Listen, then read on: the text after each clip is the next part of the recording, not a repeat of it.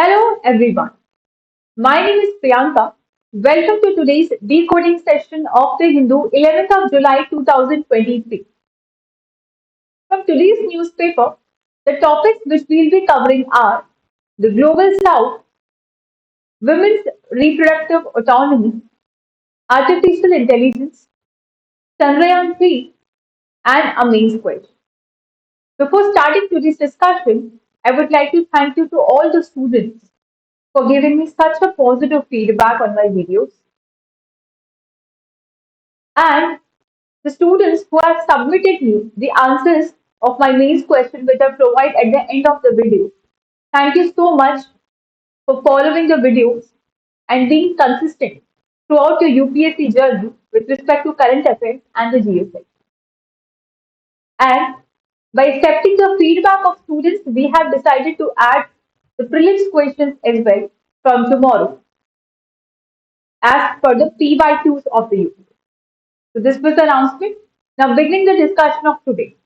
Our first editorial is regarding the global south, and it is in the news like certain Western countries and the media of the Western countries are criticizing the countries like Africa, Asia, Latin America, that these countries are not supporting the NATO countries of which we are part in the matter of Russia and Ukraine war. मतलब कुछ western developed countries जो कि NATO alliance के भी members हैं, they are criticising that countries like Africa, Asia, Latin America वो हमारा साथ नहीं दे रही है, नेटो का साथ नहीं दे रही है with respect to Russia Ukraine war. और नेटो क्या है, ये हमने हमारे पहले के वीडियोस में भी देखा है। ये होता है आपके पास नॉर्थ अटलांटिक ट्रीटी ऑर्गेनाइजेशन। तो बेसिकली जो नॉर्थ अटलांटिक ओशन है उसके चारों तरफ कुछ कंट्रीज है, नॉट चारों तरफ but both the side there are certain countries mostly from the European nation which have come together and made a group to counter the influence of Russia. Here, तो ये जो कंट्रीज है Africa, Asia, Latin America, इनको collectively इन्होंने term दिया global south, that the countries from the global south are not supporting us, are not supporting the NATO members with respect to the Russia Ukraine war. And also India is voice of the global south, that is the voice of the global south summit in January 2023. And recently, as for the presidency of G20 presidency of India, India has brought all the countries of the global south together and they have discussed how can we work together for the issues which we all are facing. So now I'm hoping that this is clear कि global south news में आया क्यों है. Now we can go and to the next slide to understand that what is this global south, how this term originated and इसका जो impact है या फिर ये क्या influential है या नहीं है, we will be looking in our next slide. Now look at here, what is the global south? So this is composed of two terms. One is the global, that means it is definitely talking in the terms of world, the complete globe, and then a south which is talking about the direction.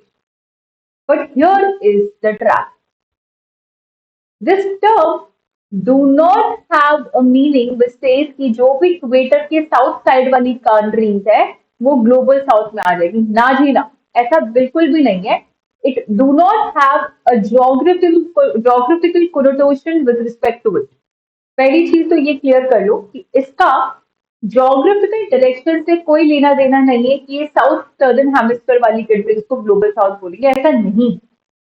तो फिर चलो इसका proof क्या है कि क्यों नहीं है, क्योंकि इसके दो इंपॉर्टेंट कंट्रीज है चाइना और इंडिया जो कि पूरी तरह से नॉर्दर्न हेमिस्फीयर में. So this is a proof in itself that global south has no geographical link. But then what is the geographical global south? अगर geographical term मतलब नहीं है इसका तो फिर क्या है global south? समझते हैं. देखो कुछ कंट्रीज जो डेवलप्ड कंट्रीज है या फिर मैं इंडस्ट्रियलाइज्ड कंट्रीज बोल देती हूँ, उनको टर्म दिया जाता है ग्लोबल नॉर्थ। और जो कंट्रीज अभी डेवलपिंग है या अंडर डेवलप्ड है, वो हो जाएगी आपके पास global south countries. Clear? Means those countries which are still developing, which are underdeveloped, which are poorer, जिसमें अभी भी inequality बहुत ज्यादा है, many multiple issues are there. Those countries are termed as global south. For example, Australia को देखेंगे। Australia जो है पूरे वर्ल्ड मैप के साउथ साइड में मिलेगा, साउथ ईस्टर्न डायरेक्शन में मिलेगा, but still it is a part of global north. Okay, and India and China, which are in the northern hemisphere, they are part of global south.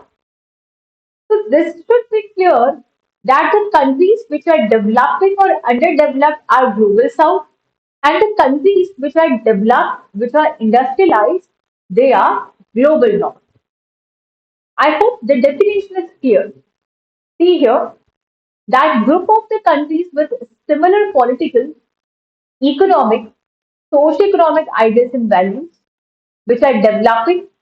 Poorer, you can see the higher level of income inequality, low life expectancy, harsher living conditions, and they are having certain common issues like the WTO। ये तो हमने कल ही की video में discuss किया कि किस तरह से जो वर्ल्ड ट्रेड ऑर्गेनाइजेशन को डेवलप्ड जैसी countries like US is blocking and creating the issue with respect to this organisation, as US they don't believe on the system of WTO. Then with respect to the climate change, because climate change is a global phenomenon, but the responsiveness of this climate change is more towards the developed nation.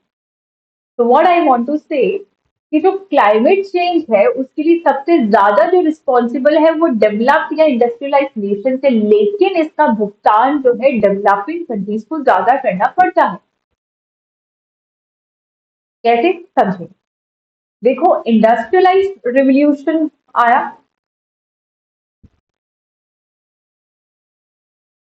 And from there on steam engine, coal, इन सब का production start हुआ, और ये सब आज भी देख लेंगे और तब भी देख लेंगे ज्यादा कहाँ पे हो रहा था, डेवलप्ड कंट्रीज में हो रहा था, and they were responsible for more climate change. And as a result जो UNFCCC है हमारा, that is United nation framework convention on climate change, which was a part of the 1992 earth summit. देखो इसको अच्छे से समझेंगे ताकि कोई कंफ्यूजन ना हो। 1992 के अंदर रियो डे जेनेरियो में होती है आपके पास Earth Summit with respect to the climate change, और यहाँ से आपके पास 3 अग्रीमेंट और 2 आपके पास बोल सकते हो कि एक रिजल्ट या ऑब्जर्वेशन निकल के आते हैं। 3 अग्रीमेंट में से एक होता है UNFCCC, that is United nation framework convention on climate change. एक है आपके पास UNCCD, that is United nation convention to combat desertification, यानी ये लैंड से रिलेटेड है। And third is your CBD, that talks about the biological diversity, convention on the biological diversity. So when I talk about this UNFCCC, ये दोनों तो binding थे और ये था आपके पास नॉन बाइंडिंग, बट इसके जो प्रोटोकॉल थे वो बाइंडिंग थे। इसी के अंदर एक प्रोटोकॉल आया, वो था आपके पास क्योटो प्रोटोकॉल। ये क्योटो प्रोटोकॉल ने एक लिमिट दी कि सारे कंट्रीज मिलके जो आप एमिशन कर रहे हो ग्रीन हाउस गैसेस का, उसको आप कम कर दोगे इस लिमिट तक, that is the pre industrial level का जो लिमिट है वो आप उसको कम कर दोगे। लेकिन यहाँ से इसने जो टारगेट है वो अलग तरीके से दिया। डेवलप्ड कंट्रीज को टारगेट दिया मैंडेटरी कि आपको इतना कम करना है, और अगर ब्रीफ में मैं समझाना चाहूँ तो क्योंकि एनवायरमेंट का टॉपिक है, डेवलपिंग कंट्रीज को बोला कि you will take certain initiatives to reduce the green house gases emission to a certain level. That means इनके लिए मैंडेटरी था और इनके लिए मैंडेटरी नहीं था। तो डेवलप्ड कंट्रीज क्योंकि ये ज्यादा रिस्पॉन्सिबल है तो यहाँ पे मैंडेटरी किया गया, एंड डेवलपिंग कंट्रीज के लिए वो मैंडेटरी नहीं किया गया। और यहाँ से फिर आपके पास कॉन्सेप्ट आता है common but undifferentiated responsibility, that is common but differentiated responsibility. आप ऑब्जेक्टिव दोनों को सेम दे रहे हो लेकिन टारगेट अभी भी क्या है, अलग है। तो this is the concept of common but differentiated responsibility. तो यही प्रॉब्लम क्लाइमेट चेंज की वजह से आज भी है, दैट द रीजंस जो है सबसे ज्यादा वो डेवलप्ड नेशंस की वजह से होते हैं, लेकिन उसका जो भुगतान है वो किसकी वजह से हो रहा है आपके पास, किसको ज्यादा हो रहा है, डेवलपिंग कंट्रीज। और क्लाइमेट चेंज का जो मुद्दा है ये कितना सीरियस है ये मुझे किसी को बताने की जरूरत नहीं है। नॉर्थ इंडिया के अंदर जो रेन पैटर्न देखने के लिए मिला है अभी, लाइक चंडीगढ़ में आपको फ्लड मिला है, कुल्लू इज टोटली बर्बाद, आई वुड से ब्लंडर हुआ है, ये सब किसका रिजल्ट है, क्लाइमेट चेंज।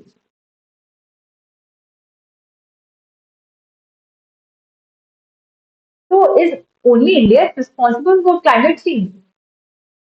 अगर शॉर्ट में बताऊं तो ये देखो, चंडीगढ़ में वैसे ही मानसून आ रहा था, फिर यहाँ से आगे आपके पास वेस्टर्न डिस्टर्बेंसेस जो कि एक फिनोमेना है in the Mediterranean Sea. Mediterranean Sea का जो वेस्टर्न डिस्टर्बेंस का फिनोमेना यूजुअली ये होना चाहिए था सितंबर के महीने के आसपास, अभी इनको हिट कर गया आपके पास वेस्टर्न डिस्टर्बेंसेस। तो ये पूरा एक क्लाइमेट चेंज था जो कि आपकी पूरी डिस्ट्रॉय कर रहा है साइकिल को, कब मानसून आना चाहिए, कब आपके पास समर है, कब विंटर है, सब कुछ उलट पुलट हो रहा है। So this is the high time, as I say in every video of mine, to to focus on this climate change and work upon this. UN reforms are there, the reforms with respect to the World Bank, IMF reforms. So these are the countries which have certain challenges which are common. Now, but ये जो term है क्या कहीं लिखी हुई है कि भाई इस कॉन्स्टिट्यूशन की किताब में लिखी हुई है या फिर कोई इंटरनेशनल ट्रीटी के थ्रू है? नो।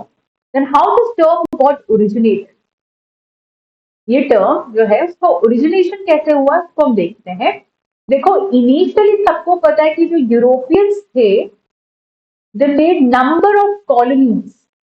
जैसे कि इंडिया में भी आपके पास ईस्ट इंडिया कंपनी आई थी, they destroyed the trade off India, they destroyed the economy of India, one way trade, exploitation of resources, cultural destruction and many more things. पर क्या इन्होंने सिर्फ इंडिया में किया था? नहीं, देयर वर मल्टीपल कंट्रीज जिनको उन्होंने कॉलोनी बनाया था, because at that time the Europe was powerful. But जैसे ही वर्ल्ड वॉर 2 खत्म होता है, यूएसएसआर का डिसइंटीग्रेशन होता है, पूरी दुनिया जो है 2 पार्ट्स में डिवाइड हो जाती है। एक तरफ द पावरफुल यूएस और एक तरफ द पावरफुल रशिया और the USSR in dead. And बाकी जो भी छोटी मोटी कंट्रीज है, they got divided. Some took support of USA, some took support of Russia. But यहाँ पे इंडिया ने हिम्मत दिखाई और एक नई फॉरेन पॉलिसी इमर्ज करी। That foreign policy is your non alignment policy, that is the NAM policy. यानी ना हम यूएसए की साइड में है ना हम रशिया की साइड में, वी आर न्यूट्रल। तो India was this country who leaded this policy. Ultimately बाकी और भी कंट्री थी जिन्होंने ये पॉलिसी को अडॉप्ट किया। NAM was leaded by India और ये इंडिया की आज की फॉरेन पॉलिसी है, diplomatic policy of India, beautiful policy of India foreign. और ये नैम जो है एक तरह से बेसिस बन गया, फाउंडेशन बन गया कि कुछ कंट्रीज जिनके इश्यूज कॉमन है, जिनके पॉलिटिकल आइडियोलॉजी कॉमन है, सोशल इकोनॉमिक आइडियोलॉजी कॉमन है, वो एक साथ आए, मिलके काम करे, एक दूसरे की हेल्प करे और एक दूसरे को ग्रो करने में हेल्प करे, right? That is rising together like a family. और फिर ये इस टाइम तक क्या था ना, इन कंट्रीज के लिए टर्म दिया गया था, that is the third world. But बहुत ही I would say it's blunder बोल सकते हो, कुछ भी बोल सकते हो, कि जो ऑब्जेक्टिव था इस थर्ड वर्ल्ड को लाने का वो ये था कि हम वो कंट्रीज का ग्रुप है जो पावरफुल है, जो खुद ग्रो करेंगे, we will be not depending on the US और Russia, we are independent of them. But इसका कोनोटेशन बहुत ही नेगेटिव होने लग गया डेवलप्ड कंट्रीज के through. They started calling third world as a poorer countries, they are under developed countries, non civilised countries.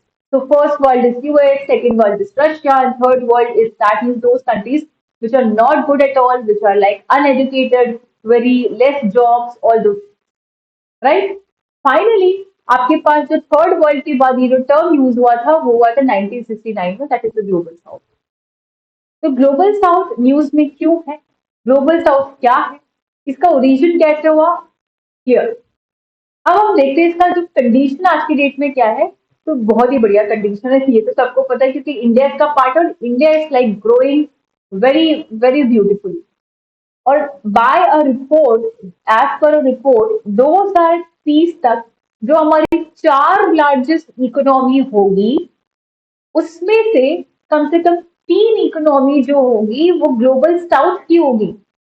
Chronology क्या कहती है, एक रिसर्च, एक रिपोर्ट के हिसाब से बोला जा रहा है कि 2030 तक अगर मैं टॉप 4 रैंक की बात करूं इकोनॉमी वाइज में, तो 3 कंट्रीज ग्लोबल साउथ की होगी. चाइना है, इंडिया है और इंडोनेशिया है.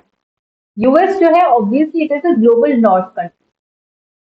और परचेसिंग पावर की अगर बात करूं तो जीडीपी में ये अभी तो लीड कर ही रहा है with respect to the BRICS nation. BRICS एक ग्रुपिंग है, तो इसमें आपके पास ब्राजील है, ये तो आप नाम से पता कर सकते हो, ब्राजील है, रशिया है, इंडिया है, चाइना है, साउथ अफ्रीका है. तो इंडिया, चाइना जैसे अभी हमने देखा कि इनकी इकोनॉमी किस लेवल तक ग्रो कर रही है, तो ब्रिक्स के कंट्री की ग्रुपिंग में तो ये लीड कर ही रहा है परचेसिंग पावर में. एंड G7 क्लब जो है उसको पीछे पछाड़ दिया जो कि ग्लोबल नॉर्थ एक ग्रुपिंग है, राइट. नाउ अब जो G20 की जो प्रेसिडेंसी हुई थी उस पे पीएम मोदी ने काफी एम्फेसिस किया on the global south countries कि how we should deal with the challenges जिनको अभी हम सब फेस कर रहे हैं. कैसे, सबसे पहले ये है कि डेवलपमेंट जो है वो सबसे बड़ी प्रॉब्लम है हम लोगों के लिए, ठीक है. क्योंकि जब कोविड पैंडेमिक आया था, जो कुछ भी ग्लोबल साउथ की जो कंट्रीज उसकी जो डेवलपमेंट है बहुत बुरी तरह से इम्पैक्ट हुआ, चाहे वो फूड हुआ, फ्यूल हुआ, फर्टिलाइजर का क्राइसिस हुआ, मेंटल टॉर्चर हुआ, हेल्थ हुआ, और उसी के साथ में जियो पॉलिटिकल जो भी देखा गया. तो मोदी जी यानी हमारे प्राइम मिनिस्टर ने बोला that we should take reforms as a multilateral financial institutions, particularly the expansion of eligibility criteria. और उन्होंने एग्जाम्पल दिया इंडिया के एस्पिरेशनल डिस्ट्रिक्ट प्रोग्राम का जिसका मेन फोकस है इंफ्रास्ट्रक्चर, एजुकेशन, एग्रीकल्चर. और बोला आप सबको भी एक बार you can go through this aspirational district programme और आप भी कुछ ऐसा प्रोग्राम जो है बना सकते हो अपनी अपनी कंट्रीज के लिए. बिकॉज बाय द रिसर्च बोला जाता है कि इंडिया में एस्पिरेशनल डिस्ट्रिक्ट प्रोग्राम जो है it work as a catalyst और the growth in the country. फिर दूसरा प्रॉब्लम उन्होंने बताया द डेटा डिवाइड, कि जो टेक्नोलॉजी है उसमें कोई डिफरेंशिएशन नहीं होना चाहिए.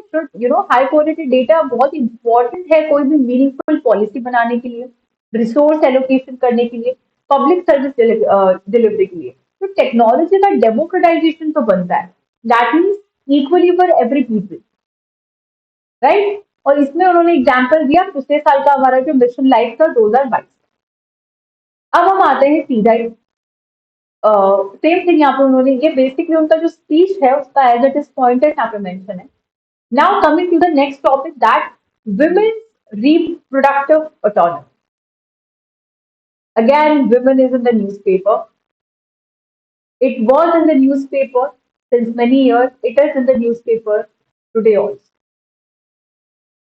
As I always say, India के अंदर रूल्स रेगुलेशंस की कोई कमी नहीं है to protect the women.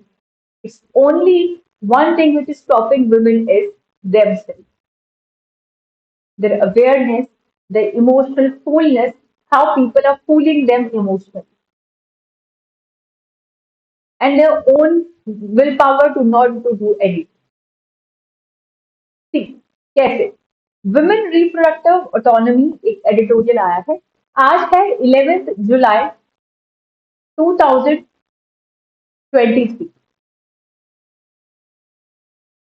Okay, before starting this editorial, I would like to, mention a very short example. This is very funny to me. This was very funny to me, and I would like to, share this with all of you, ताकि आप लोगों को एक idea लगे कि women जो है जिस कंडीशन में है उससे कितना रोल एक्सटर्नल है और कितना रोल इंटरनल है. A lady called me 2 or 3 days before and she asked me, when you are giving a good news, why you're not having a baby? Your biological clock is ticking. And वो lady कौन थी? A mother of 3 children, a non-working woman, was not happy in her house itself because of the burden of responsibility. See, मैं उन women को कुछ बुरा नहीं कह रही, बट मैं ये कहना चाह रही हूँ कि जब उनको खुद को पता है कि without earning, without financial security, having kids is like a blunder, right? Still, if she is asking some other women to have kids, then I don't know what is wrong with the women. क्या यहाँ पे laws की कमी है, rules and regulation की कमी है? I don't think so, right? So from this example, I just want to say that yes, there are certain cases just where we should, say that their stringent laws should be there to protect the cases like Nirbhaya rape case and all. But majority of the cases जिसपे women खुद ही emotional फूल हो रही है और out of jealousy they want कि हम नहीं कर पाए तो ये भी ना कर पाए. तो ये फैक्टर थोड़ा सा निकालो, women को आगे बढ़ाओ, एक दूसरे का हाथ पकड़ के हेल्प करो and the growth will be definitely seen in the economy. Now coming back to the editorial, that is the World Population Day. आज है सर 11 जुलाई 2023 यानी कि वर्ल्ड पॉपुलेशन डे. ये एक एनुअल इवेंट है. इसमें हर साल ये डिस्कशन होता है कंट्रीज में कि किस तरह से पॉपुलेशन इशू को लेके अवेयरनेस बताई जाए, फैमिली प्लानिंग को लेके अवेयरनेस बताई जाए, gender equality, sexual health, reproductive health, issues arising out of the population growth, maternal health, infant health, poverty, etc. It was started by UNDP in 1989. अब ये जो एडिटोरियल है उसमें ये बोला गया है कि जनरली हमारी कंट्री में जब भी पॉपुलेशन कंट्रोल करने के बारे में बात होती है तो हम एक स्टैटिस्टिक तौर पे बात करते हैं कि भाई हमारी जो टोटल फर्टिलिटी रेट है वो 2.1 आइडियल है, यानी कि एक जो कपल है वो 2 बच्चे करे, उससे वो जो है किसमें आ जाएंगे, रिप्लेसेबल वाले रेट में आ जाएंगे कि वो रिप्लेस कर सकते हैं. इससे कम यानी एक बच्चा करोगे तो पॉपुलेशन जो है पूरी तरह से रिप्लेस नहीं कर पाएगी, खत्म हो जाएगी टाइप. और अगर आप 2 से ज्यादा करोगी तो पॉपुलेशन में एक्सपोनेंशियल ग्रोथ दिखेगा. तो हमको इसको लेके कुछ पॉलिसी बनानी चाहिए. इंदिरा गांधी जी के टाइम पे नसबंदी कर दी गई. फिर कोई स्टेट्स बोल जाए कि हम जॉब नहीं देंगे, गवर्नमेंट जॉब अगर 2 से ज्यादा बच्चे किए तो फलाना फलाना फलाना. तो इस एडिटोरियल के थ्रू राइटर ये कहना चाहता है that not about the policy or making keeping in mind with respect to the statistical data. It's about the core problem ki why population is increasing, and that is the women. The woman is the person who is giving birth to the children. So the awareness should be given to the women regarding the pros and consequences of what she is doing. Educating the women, making women financially independent, empowering the women, keeping women in the center of the policy you are making with respect to the population control. क्योंकि ultimately बहुत ही एक वाहियात सी विशेष cycle है India के अंदर, और may be in the other countries. I don't know about the societal conditions of other countries right now, but with respect to India देखो ये बहुत ही विशेष साइकिल है दैट गर्ल. ओके, एक क्वेश्चन आंसर राउंड करते हैं. किसी भी घर में इंडिया में देखो मोस्टली जो पॉपुलेशन है वो रूरल एरिया में रह रही है, बहुत ही कम पॉपुलेशन है जो कि आपकी मेट्रो सिटीज में आपको दिखेंगे. तो जब हम इंडिया के कंटेक्स्ट में बात करेंगे तो हम रूरल एरियाज को फोकस में करेंगे क्योंकि वो मेजोरिटी ऑफ द एरिया जो है उसका बात करते हैं. घरों में अगर किसी भी बेबी का बर्थ होता है तो you must have seen if girl is born and a boy is born, आपको उनकी बर्थ में ही डिस्क्रिमिनेशन मिल जाएगा. A birth of a boy child will be celebrated as if पता नहीं कौन सा झंडा गाड़ दिया है, और अगर लड़की का बर्थ हुआ है तो a small celebration. And कहीं कहीं तो I feel very sad to say कि they even don't tell their neighbors कि यहाँ लड़की पैदा हो, right? हम डिस्क्रिमिनेशन के बारे में बात करें, जॉब की, आप उसको छोड़िए, फिर आप पहले यहीं पे आ जाइए, बर्थ का जो है वहीं पे डिस्क्रिमिनेशन है। Then coming to the school, the college admission, आपको हर जगह जो है डिस्क्रिमिनेशन दिखेगा। And please stop blaming your in laws, please stop blaming your marriages. ये डिस्क्रिमिनेशन आपके खुद के पेरेंट्स कर रहे हैं। Yes, please note every lady, every girl, that this discrimination is done by your parents itself. When you are getting education, ask them for equal rights. When you are, asked to do household chore, ask them that you should distribute the work of house equally between the brother and sister. And most importantly, the expenditure done on your marriage, वो एक ऐसे expenditure है which is like a one time expenditure. देखो, we are giving you gold, we are giving you lots of clothes, we are giving you lots of saris, lots of jewelry, so you are getting married. Say, don't give us this. We want equal right in the property as well, right? If you will ask equality from your parents, you will be respected everywhere. Because ultimately it's a vicious cycle. आपको वहां से निकाल दिया one time payment देके, फिर आप अपने loss के वहां पे आ रहे हो, आप उनको ब्लेम कर रहे हो, तो ऐसा नहीं चलता। Earn your own money, do not take favour from neither your parents, neither your in laws, be financially independent, right? And if you are financially independent, अगर आपको किसी से कुछ लेना ही नहीं है तो आप किसी से दब भी नहीं सकते। और नहीं दब सकते, उससे मैं क्या कहना चाह रही हूँ कि you have control with respect to your own body, about your periods, about your menstruation cycle, about your sexual life, when you want to get married, when you want to have child, where you want to have child, how many child you want to have, right? So if you will be financially independent, you will have the power to say no, and no means no. But ये discrimination अगर आपने अपने घर में नहीं रोका from your parents, which is like a one time payment before your marriage, and they just say that you're married now, right? Then आप वो डिस्क्रिमिनेशन वहां नहीं रोक पाओगे तो आप कहीं नहीं रोक पाओगे। So stop fighting with your in-laws or other members that after marriage we are facing this and that. No, you was facing, with your parents as well, but your parents do not have guts to say you that we can't give you property rights. If you discuss the property rights with anyone, they will think you're greedy and all. So be fluent, be bold with the things, with the equality. Rules हैं, you are not aware of the rules, and you are ashamed to talk about your rules and rights. तो वही यहाँ पे writer बोल रहा है कि instead of focusing on the statistical data, we should work to improve on the patriarchal society and the discrimination which is happening in the patriarchal society. Women are not given a choice when about the sexual health or reproductive health. कब उनकी शादी होनी चाहिए, when they want to get birth to baby, उनका जो reproductive cycle है. You must have heard about the cases like after marriage, the woman is like treated like an animal during their pregnancy time or during their delivery time, because at that time they are not physically and mentally strong. So people take advantage of that time, that they don't give you the essential nutrients, the food required at that time, and you cannot do anything because you don't have your own money, you don't have power, and you cry blaming them. Stop blaming others in your life right now. Your life will improve like this. Better education should be given, financial independence should be given to the woman, and empowerment of the women. और फिर इस editorial पे India का थोड़ा सा achievement बताया गया है, that the family planning 2030, the inclusion of the contraceptives in all these things.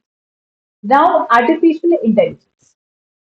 When I talk about the artificial intelligence, it is demonstrated by the computers as opposed to the human. और इसमें क्या देखो, पहले robot होता तो उसको हम direction दे रहे हैं, अब क्या हो रहा है कि हम ऐसा कोई रोबोटिक मशीन बना रहे हैं जो खुद ही ह्यूमन की तरह दिमाग लगा के खुद ही डिसीजन से काम कर रहा है, that is artificial intelligence. Example जो चैट जीपीटी है उसके थ्रू यहाँ पे बताया, जो भी बहुत चर्चा में चल रहा है.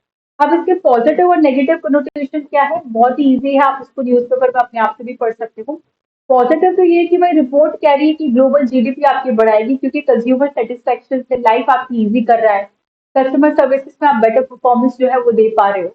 एंड एक रिपोर्ट गोल्डमैन टेक की अगर रिसर्च पेपर के बारे में बात करूँ तो ये कम से कम 7% आपकी जीडीपी को बढ़ा सकता है 10 साल। और नेगेटिव, देखो आप अगर कोई काम मशीन को दे रहे हो तो उसकी जगह जो लोग काम कर रहे हैं तो उनका एम्प्लॉयमेंट जाएगा। बट अपोजिशन कहता है कि नहीं, जो लोग स्किल्ड नहीं है उनका एम्प्लॉयड जाएगा लेकिन एम्प्लॉयमेंट नहीं जाएगा। अब हम आते हैं last topic, that is Chandrayaan 3। देखो चंद्रयान 3 जो मिशन है, ये चंद्रयान 2 का फॉलो ऑन मिशन है जो कि फेल हो गया था। तो ये आपके पास चंद्रयान 2 2019 का मिशन है जो कि फेल हो गया था। इसमें क्या था आपके पास, एक लैंडर था जो कि विक्रम लैंडर था, और एक रोवर था जो कि प्रज्ञान था, और एक ऑर्बिटर था। ये आपके पास मून है, चंद्रयान मिशन को इस तरह से इसकी चारों तरफ ऑर्बिट करना था। जैसे ही मून के पास जाता तो ऑर्बिटर्स और लैंडर जो साथ में चिपके हुए थे, लैंडर को अलग होना था और मून की सरफेस पे सॉफ्ट लैंडिंग करनी थी, और रोवर निकलना था जो इसको ऑब्जर्व करेगा। बट सॉफ्ट लैंडिंग हुई और ये क्रैश हो गया। और इसी को फेल होने के बाद चंद्रयान 3 जो मिशन है वो बनाया गया बाय द इसरो। इसमें भी आपके पास 3 कंपोनेंट्स मिलेंगे, ठीक है।